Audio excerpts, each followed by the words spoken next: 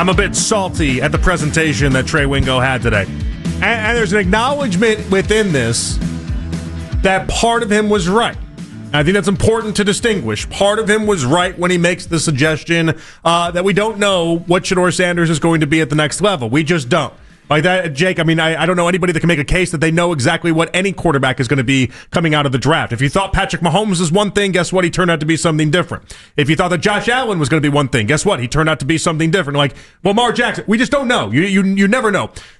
The part that made me agitated with Trey, and this is not the clip we're going to play. We'll play a different clip coming up in a little bit here, because that speaks to a different level of things. He acknowledges at the end, is more so the idea that he boiled down to whether or not Shedeur Sanders is going to be good based off of whether or not he had the highest completion percentage in NFL or NCAA history. Like, to use that as a bad thing, to use that as an arrow in your quiver to go ahead and basically take a shot toward Shedeur is where I thought he was a little off base. But I also think that, and this is part of the problem within that discussion, Jake, okay? Using that as if that's the only thing that Shedeur did while in college is not only patently false, it is patently misleading towards a conversation. To act as if that's the only thing he did and it's the only thing we can judge on whether or not he would be successful at the next level, I think is wrong. Part of the Shedeur discussion is the idea that, yes, he did have one of the highest completion percentages in NCAA history. It's also the idea that he had 134 touchdowns with 27 picks in his time in Colorado. It's also the idea that in 24 games, he finished with a 71% completion percentage while throwing for 7,000 yards and 64 touchdowns at Colorado. It's also the idea that he had 7 300-yard games, 8 games with 3+ touchdown passes. Also the idea that he finished 4th in passing yards, 2nd in passing touchdowns in all of college football in the year that he got drafted and taken out, while also being sacked more than any other quarterback in the sport. Like, there are so many layers to this Shedeur Sanders conversation that to boil it down to, well, he was great at this stat, and here's a list of quarterbacks that were awesome at that stat that never worked out in the NFL, is patently misleading to the conversation. Yeah, I think it's definitely, you look at that stat for Shedeur and it's telling that he has elite ball placement. He's accurate. He also had, decent weapons around him, multiple NFL wide receivers right now, both in Jimmy Horn and in Travis Hunter, and it's like, okay, yeah, it's a good thing for Shedeur, but I mean, JP, we saw the same thing. Like, I refer people back because I've now been labeled multiple times as like a Shedeur hater, which I'm like, I just don't think you guys get this right. Like, I try to look at things objectively, okay? That's all I try to do. But I go back to my quarterback big board where I had him number 1, and I highlighted him the entire offseason as a guy that I thought worked best with the Browns. Is because it was a lot of those things. I think you can also take into the, not so statistical things of like, he's had a ton of teammates who have all said positive things about playing with Shedeur Sanders, despite him being Deion's kid. No, but I take it to the statistical things because that's where they want to start the conversation. Yeah. That's where they want to mislead and start the conversation as if you have a high completion percentage, well, look at all these other quarterbacks that had a high completion percentage, and look how it didn't work out for them. Then they bring up Brandon Whedon, they bring up Colt McCoy, they bring up these other guys. I'm sorry, Colt McCoy was not the second quarterback in college football history to throw for 14,000 plus yards while completing 70% of his passes. Colt McCoy never had a season like Shedeur did at last year at Colorado, where in the red zone, he ended up having 18 touchdowns, 3 picks, and was top 6 in the FBS in every category you could imagine when it came to red zone stats. Like to boil it down to something as simple as, well, he was great with completion percentage, and other college quarterbacks have been great, so ergo, this guy must stink. What are we doing? It's so misleading and it makes no sense. You shouldn't punish people for having really strong college numbers, especially when it's not the only thing that he was good at in the college ranks. Yeah, I mean, you have a better chance of convincing me that Shedeur is not going to be a good quarterback because he was drafted in the 5th round. Like, that's flat out. Like, you could convince me easier that there were 32 teams in the NFL, or I guess less because he was declining teams like the Ravens later on in the draft. But like, you could convince me that there are 32 teams who went through the first round or close to that who went not Shedeur. And then it went 4 more rounds than just going, well, complete a lot of his passes. And there's plenty of good or bad quarterbacks in the NFL who completed a lot of college passes. Like, you can't ever boil it down to one statistic. If you did that, you'd be looking at some of the greatest quarterbacks in the NFL, what they did in college, and being like, oh, he would also be bad, or he wasn't even as good at completing passes as Shedeur was. Yeah, but guys develop and they get better, and some guys are really good in college and not good in the pros. Like, you can't just boil it down to one thing. It is a lot of the intangibles mixed with all of the stats you just read off that makes, at least the ceiling for Shedeur something that is very presentable and very real. I guess I just get angry at the idea that it's like the only stat that that people think that he excelled in, when it's just not true. Even in passes 20-plus yards down the field, he went toe-for-toe with Cam Ward's numbers last year as well. Same exact category. Like there's so many different examples I can bring up, but when you boil it down to that one metric and then use it against him, imagine having like a college baseball player and him leading the college baseball ranks in home runs and then turning around and being like, well, I don't know. Name random baseball player. Glenn Allen Hill also led college baseball in home runs one year, so I guess he's going to be Glenn Allen Hill. It's like, no, that's not how this works. And also, it'd be different if he was just a one-trick pony. If the only thing he could do was completion percentage, and that was the only stat we had with him, then maybe I could hear it a little bit more, even though I think it would still be incredibly faulty. But if that was the only thing you had, I was like, all right, fine. That's the only thing you got. Maybe time will tell. I got 75 different other stats that he also was near or at the top at the college football ranks that people just want to ignore. Passing yards, passing touchdowns, red zone percentage, all these other things that he excelled in. And for some reason, this gets viewed as a negative. And listen, the overarching theme of what he has to say, Trey, this is accurate. Nobody knows with certainty one way or another. I love Shedeur. I don't know with certainty he's going to be a great NFL quarterback. I can only tell you what I think. I think he's going to be one. But I can't tell you any quarterback is going to be great coming out of college. That's not how this works. Environment works.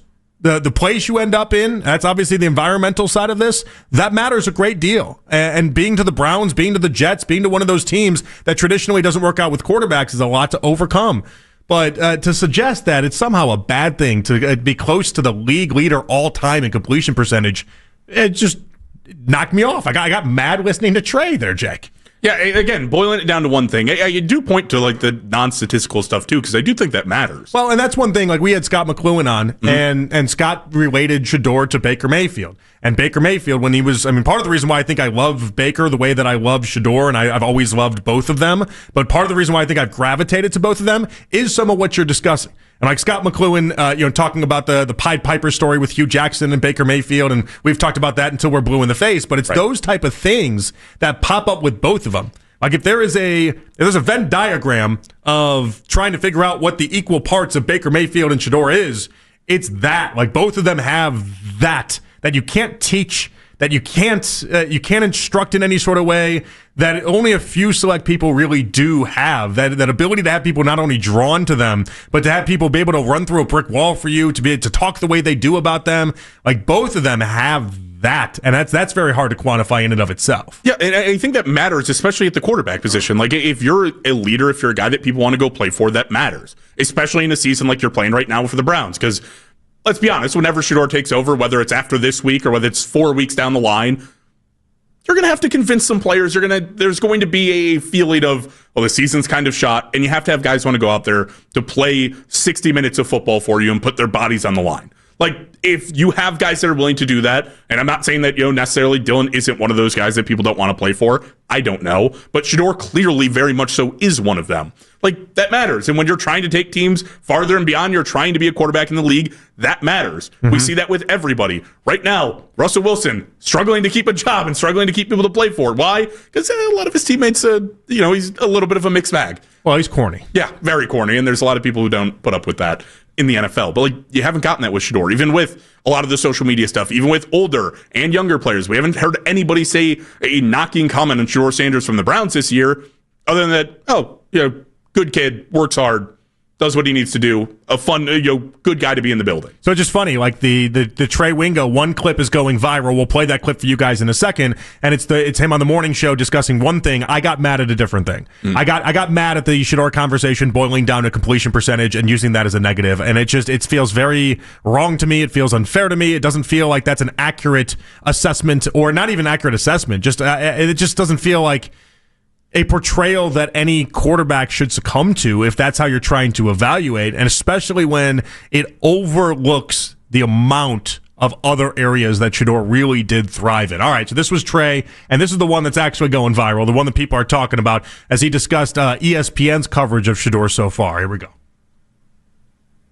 It was embarrassing. They did it because they knew his name would resonate and his name would create some sort of rabid frothing at the mouth when it was based on nothing, when it was really based on nothing. There's nothing to suggest that A, he's going to be terrible, or B, he's going to be great. We don't have any data. It's all just guesswork. It's all just opinions. I'm not suggesting he's going to be terrible. I'm suggesting I don't know. And anybody that says they know is wrong or is purposefully being misleading because there is no information to back up your point.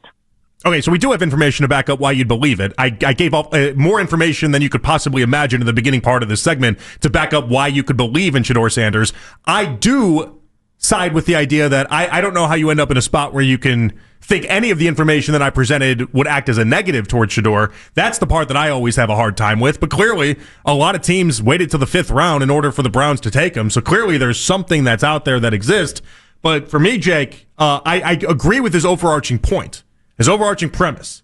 This is where people will be, I may be surprised to hear me say it, but that is the truth. Any quarterback that has not played in an NFL game, I have a hard time being like, with certainty, put this guy as a franchise quarterback. With certainty, put this guy in Canton. Like that would be insane to make that leap. You can't make that leap. That's just not how this works.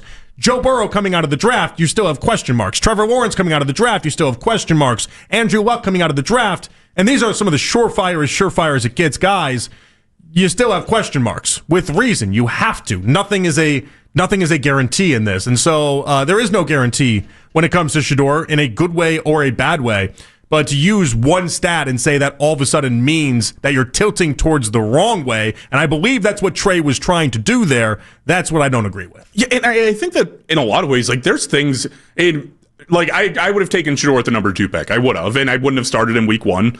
But that's because there's things that I think would also lead you to believe that, like, Trey could have made the point that there's very bad habits that Shedeur has, that he has yet to get rid of, that we've seen on a football field, right? Mm-hmm. Maybe he's broken those over the time that we haven't seen him. I don't know. But Shedeur tries to make plays where he holds onto the ball too long. He tries to evade pass rushers, which in the NFL, you're not going to be able to do it, really the elusiveness Shedeur does, not at the rate he tries it. Which I still think he looks at that as a feature and not a bug, by the way. I think he looks at that as his ability to get out of certain plays, and I think it gets him in trouble every now and again, but I think he looks at that as more of a feature than a bug, and I tend to agree with him.